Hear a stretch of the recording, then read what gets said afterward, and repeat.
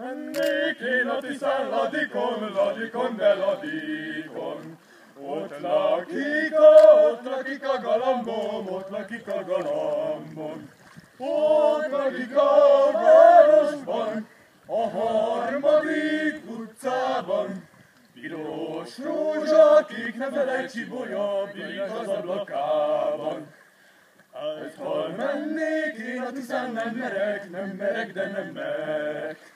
Attól félek, hogy a Tiszába esek, Lovam hátán sejehaj, félre fordul a nyereg.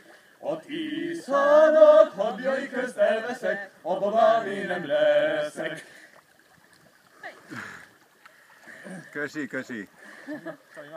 Na akkor nem mondtam el nekünk a helyi Dunáról fúj a szélnek. Ugyanis annak van első és harmadik versenyzat.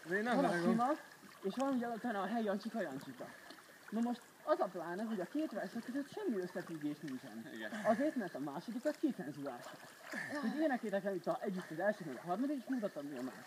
Nem tudom szövegét, nagyon régen énekeltem. Nem baj. Nem fog. Helyi Dunáról Fúj a szél, szegény ember mindig él, Dunáról fúj a szél. Ha Dunáról nem fújna, olyan híres lett volna, Dunáról fúj a szél. Helyi Dunáról fúj a szél, feküdj mellé, majd nem mér, Dunáról fúj a szél. Nem fekszem minten mellé, mert hogy kicsi a kendé, Dunáról fúj a szél. Hey Jancsika, miért nem lettél nagyobbra, Dunáról fúj a szél. Lettél volna nagyobbra, lettél volna katona, Dunáról fúj a szél. És akkor mindjárt van ész.